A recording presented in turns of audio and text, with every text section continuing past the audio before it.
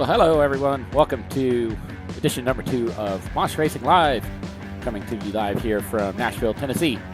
Rolling solo tonight. Not going to have a guest host, but hey, I'll throw it out there to anybody in the iRacing community. If you're ever interested in joining me and talking some NASCAR on the show, reach out to me down here. You've got my social links right below me. Those of you that don't know me, my name's Mike Wiehl. I run this whole Mosh Racing live streaming iRacing team. Again, this is our second episode of this. Came up with this idea kind of as a way to interact and get a little more discussion going around different NASCAR things. Most of you know me from Wheel in the Sky, which is my aviation themed YouTube channel. And most of my social media content that I develop all comes from there. Started Mosh Racing up probably about,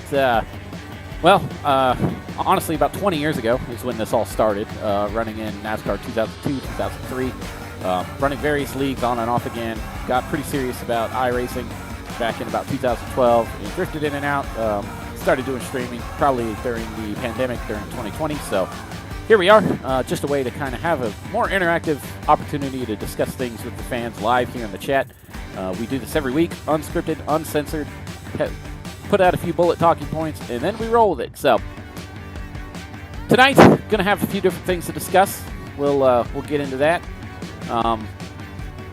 Daytona 500 qualifying, getting ready to go live, so we'll be giving live updates as we're going through that as well.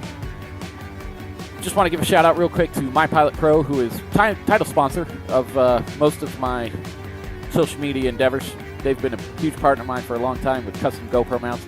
There's a link in the description down below in this video where you can actually buy your own custom GoPro mounts for everything aviation, marine, outdoors. They have all kinds of cool stuff and different ways to actually securely attach these. They're custom built right here in the United States. A good friend of mine, Marshall Baker, puts this product out, and I'm happy to support them.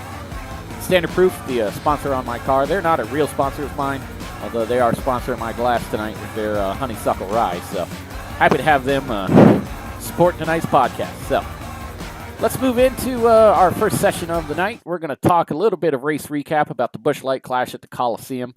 Kind of an interesting race as it happened live. Very dynamic event. I'm going to start by saying I like this as an event. I think that the Clash at the Coliseum as an exhibition event for NASCAR is a good idea. I think it's something unique. It's something different. I don't know if it's run its course after 2 years. I don't know if it has more of a platform to continue in the Cup Series. But I thought it was a good way to introduce the sport to a different market, a different group altogether. A lot of different things, obviously, with the music and different things that we included in that. So I just don't know what the real end game of the Clash is. Obviously, Martin Truex Jr. walked away with the win at the Clash of the Coliseum, bouncing back off a winless season. We talked about that 2 weeks ago and said we needed to see Martin Truex Jr. do something big this year. And I think he came out of the gate swinging with that win at the Clash of the Coliseum. A couple other notable performances there. I think Ryan Preece really showed up. I expect to see a lot out of him this year. He seems to have the hunger. He's been fighting and clawing to get back to the Cup Series for a long time. Now that he's there, he's in SHR equipment. I wouldn't be surprised to see him do very well. So pretty cool to see him get involved. Bubba Wallace led the race up to the halftime break. Obviously, the race did not end very well for him after tangling with Austin Dillon. I think that was the one problem I had with this race. Too many wrecks. I think it was better than last year, where last year it just felt like nobody could pass. There wasn't enough. It got kind of strung out and stalled. There was a lot of people having issues with part failures. I remember Tyler Reddick leading at the beginning of that race. Transmission failure. Denny Hamlin, I believe, had the same thing. Fell out of the race. Just not a lot of action that kind of progressed.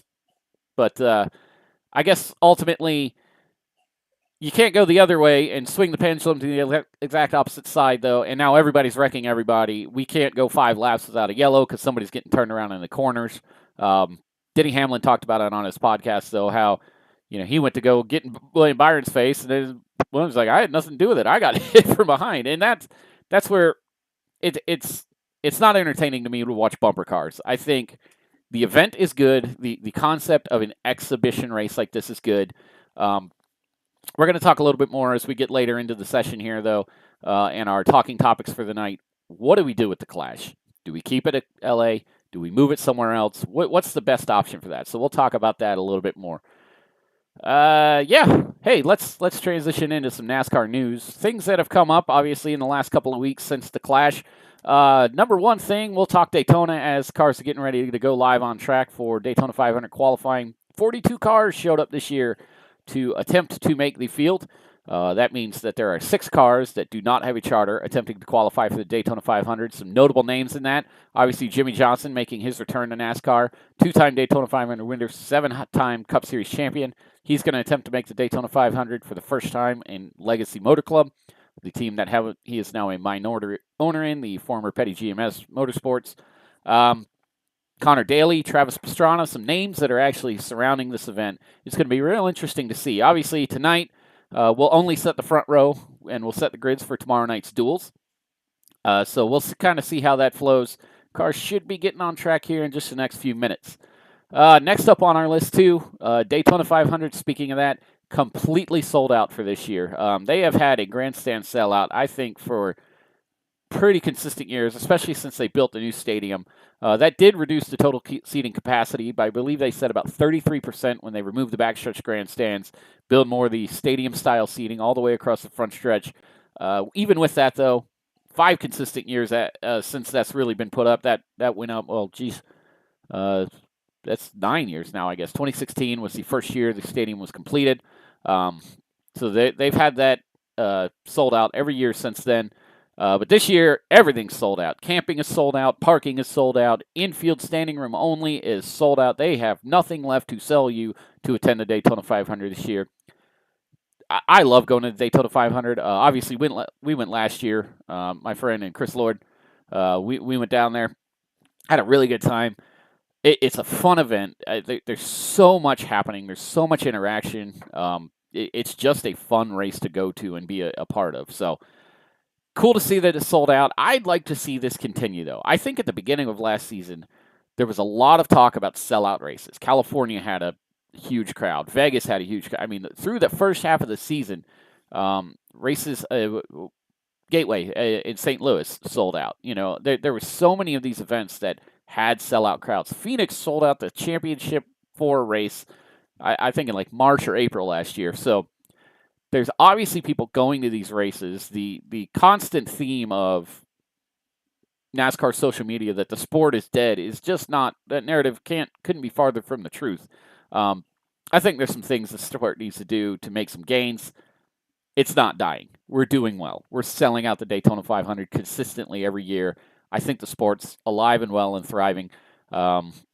Where this TV deal goes and kind of the discussions that happen across the course of this year, I think you're going to decide the health of the sport going into 2024 and beyond. So, other news, Kyle Busch proved himself to be a goddamn liar. He admitted this week, or I say admitted, he announced this week, he's going back to run the Xfinity Series. He'll be part-time in the number 10 calling racing car. Back in the Xfinity Series, look, I'm not surprised by this. There's nothing news about Kyle Busch. I know he said that when he got to 100 wins in the Xfinity Series, he was done. He wasn't going to race there anymore. I think we all knew that he would be back at some point. Now that he has switched manufacturers, some holes have opened up. He'll be back in at least 5 races in the number 10 calling racing car, and I look forward to it. I think that having Kyle Busch out there winning everything is not fun for fans, but having Kyle Busch out there competing, I think it's fun. I think it's good for the sport.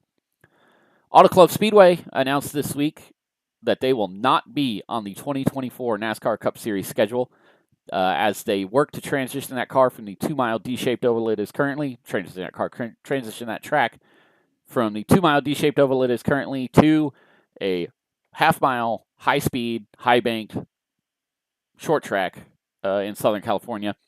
Basically, the layout of that track, the existing front stretch will be the front stretch, the existing pit road will be the back stretch. So it's going to be a very tight, very narrow racetrack. I'm interested to see how that transition works out. However, that date being open now on the 2024 schedule, we anticipate we'll see Auto Club Speedway back in 2025 as a short track for the first time in the Cup Series. But with that date being open on the 2024 schedule, NASCAR announced earlier this week they are looking into possible options for other street course races in new markets. Most notably, New York City. NASCAR has been trying for years to get into the New York market. back in 2004, they bought that big piece of property on Staten Island, wanted to develop a racetrack there, couldn't ever get support, wound up selling that. They have looked at the New York market forever. Obviously, it's the biggest media market in the country, in the world, really. There's a huge opportunity for them to be there with the optics that it'll have for them to be there. The Chicago Street Course being this year, the third largest media market in the world, third largest city in the U.S. NASCAR wants to be in Chicago. Chicagoland Speedway just was not cutting it. The street course race is something new. It's something we've never done before. That's going to be the testing grounds to see what our options are. They've talked also about Seattle, Denver, and international locations looking into either Mexico or Canada, places that we can move this series. There's a lot of interest to expand this sport and bring it to a different and new audience. Real curious to see kind of how that goes. So with that date being open, will we see that as early as 2024? Does that become a one-off? Does the Chicago Street Course become a rotating date? Does that move to other locations? Or do we keep it in Chicago? Could that be in New York, Seattle, wherever they decide to move this to? A lot of interesting storylines kind of coming out of that. So that's another one that I think we'll see develop. Obviously, we're way off from hearing anything about the 2024 schedule. I don't think we'll hear anything until we get probably closer into the fall. Probably even after, that's usually September, October timeline is when the next year's schedule comes out. So I think we'll just kind of have to wait and see what happens with that. A couple other notable news stories out of this week. Some contract extensions. Alex Bowman just signed a 3-year contract extension to remain in the 48 car with Ally as a primary sponsor. So Alex Bowman's not going anywhere, at least for the foreseeable future. There's a lot of speculation about that. What does Hendrick Motorsports do? That's not changing. Alex Bowman will be in that 48 car. Daniel Suarez also signing a long-term contract extension with Trackhouse Racing to remain in that number 99 car. Pretty cool stuff to see, I think, to see those guys actually moving forward, maintaining their stats in the career. So, good deal.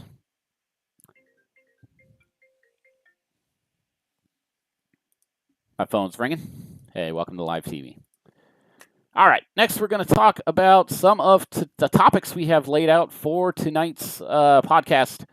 And we're going to open it up with topic number 1, which is the all-time greatest at Daytona. If you had to pick who you think the greatest driver at Daytona was, who would it be?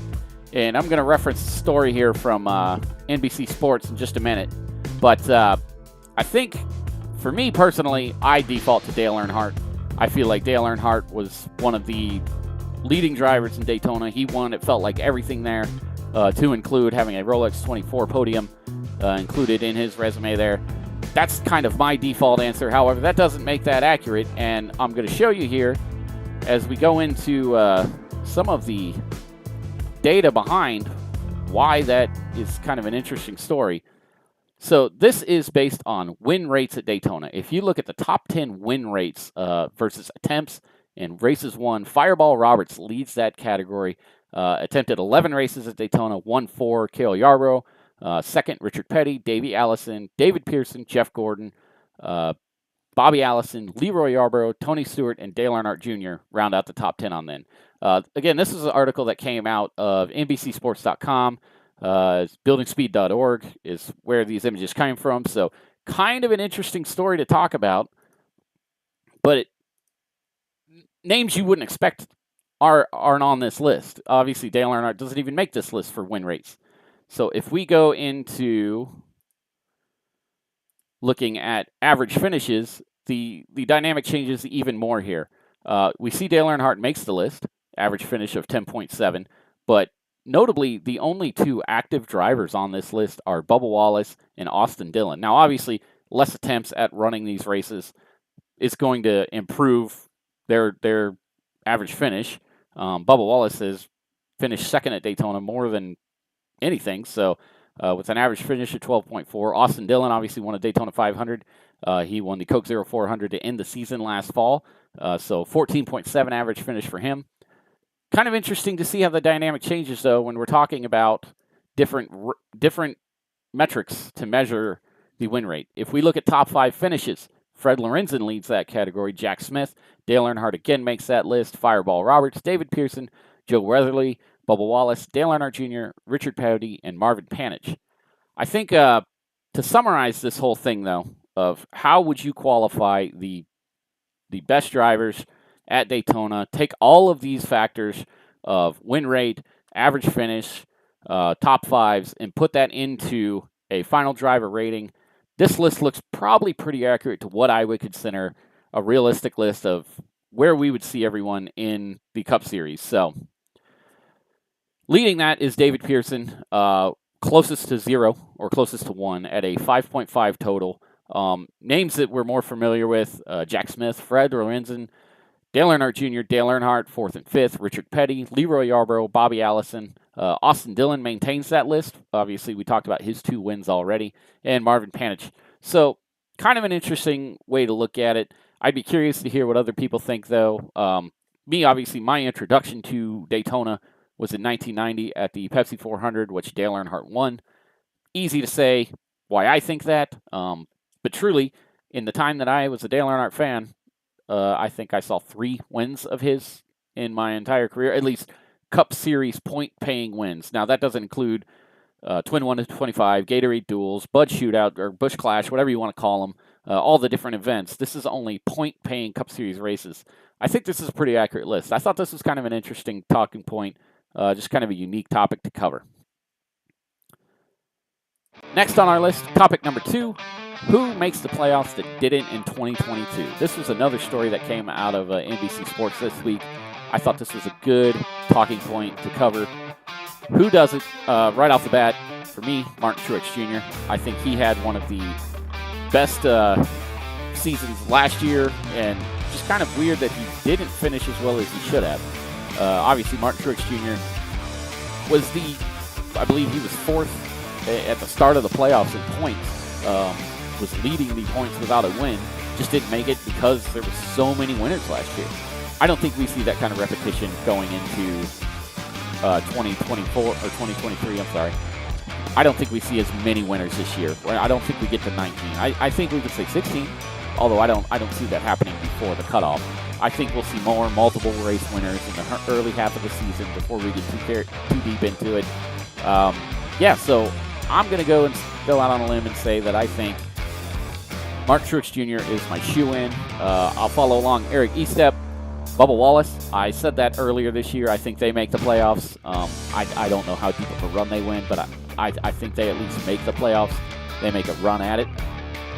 Going from there, it's a little tough to say. There could be those one-off winners, the McDowells and things like that, but I just think that the level of competition, you're going to have to step it up. One I will put in my list, because I think he's a much better plate racer than any of the results showed last year, is Brad Keselowski. I would say Brad Keselowski can pull off a win.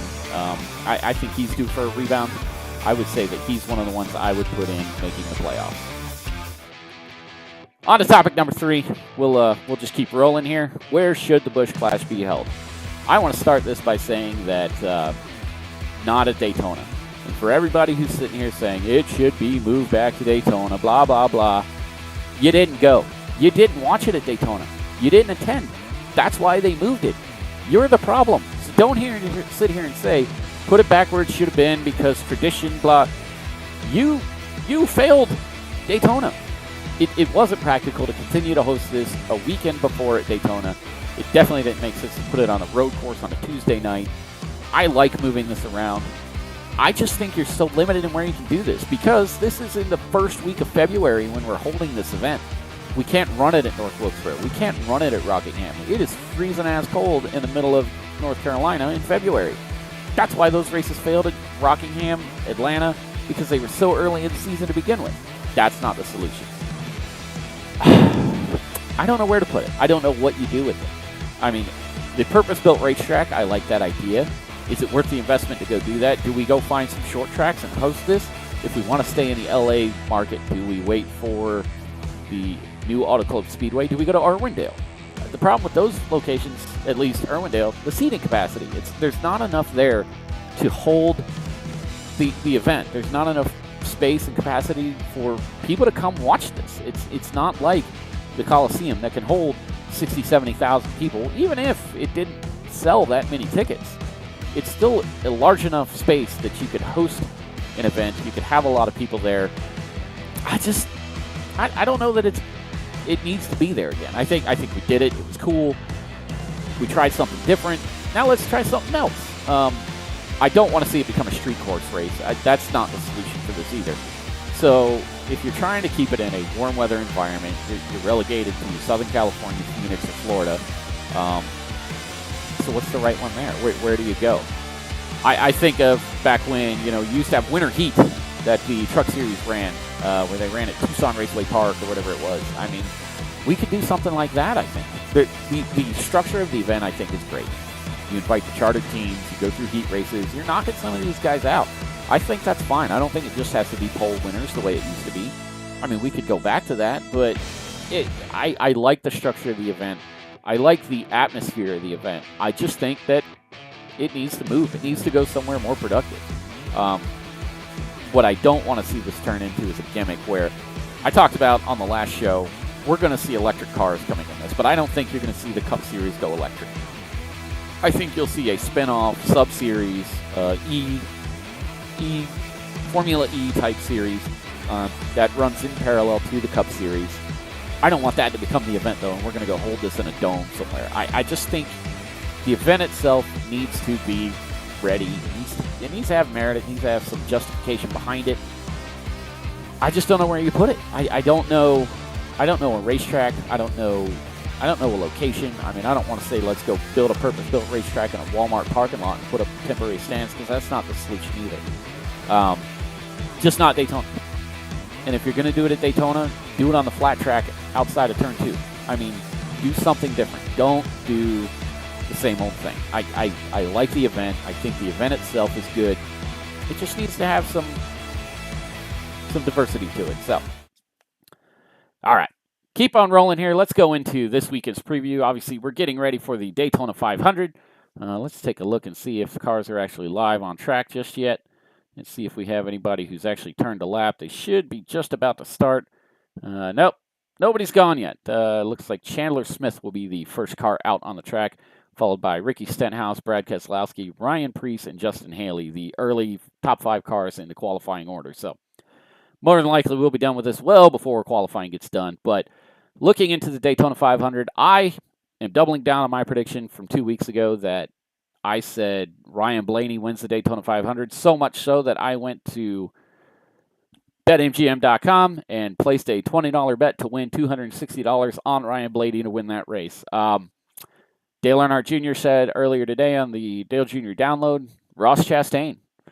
Denny Hamlin, back on Actions Detrimental early this week, he suggested if there were no crashes, his top 5 coming to the end of that race would be himself, Joey Logano, Brad Keselowski, Ryan Blaney, and William Byron.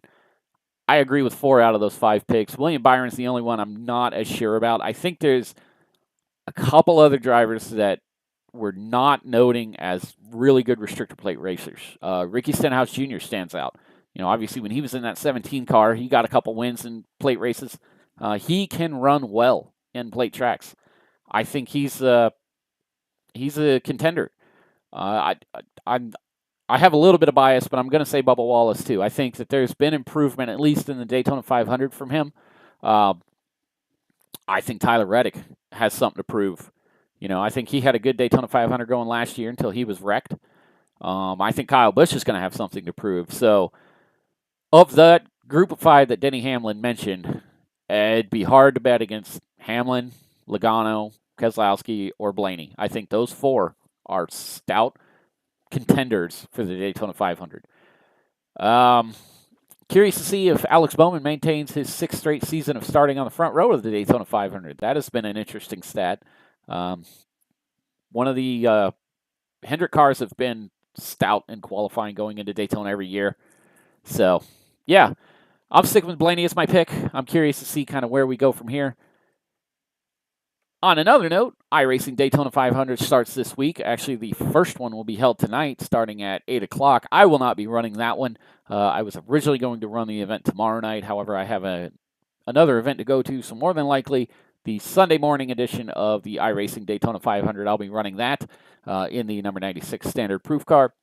live right here on this YouTube channel. Starts at 9 a.m. Central, 10 a.m. Eastern. So come watch that before we get into the actual iRacing Daytona 500, or the actual Daytona 500, sorry. I'll be running that. I ran a race last night, streamed it here. Had a good run. Ran one of the just open A races. Ran in the top 10 the whole race until the very end. And Daytona craziness just kind of came in and did its thing. So Daytona does what it does. Yeah, I'm excited, though. I can't wait to get cars back on track. I'm just looking forward to seeing racing again. This is my favorite weekend of the year, Daytona 500 week. So looking forward to it. Put it in the chat, though. Let us know what you think. Who do you think is going to be a contender for the Daytona 500? Who are we not considering? Who's going to be a threat to win this thing? I made my mention. Obviously, I'm sticking with my horse, Blaney, Logano, Hamlin, Keselowski. I think those are all realistic selections. Is Dale Jr. crazy for picking Ross Chastain? I don't know. That's a wild horse that could absolutely pull it off. It's not the worst pick. I don't know that I'd go place a bet on it. Mike Davis said Kevin Harvick, his last Daytona 500. He goes out there and rails one off. Could happen. Could happen. I could see where that would happen. Well, I think we're going to wrap this up here. It's been fun doing this. We'll be here again next week. We'll be live again at 8 Eastern, 7 Central for Mosh Racing Live, and we'll be discussing the result of the 2023 Daytona 500 and looking forward to the final race at the Auto Club Speedway in its current configuration, the 2-mile D-shaped oval, one of my favorite tracks. I've attended a ton of races there. I'm going to kind of miss to see that go, but I'm excited to see the short track come to life.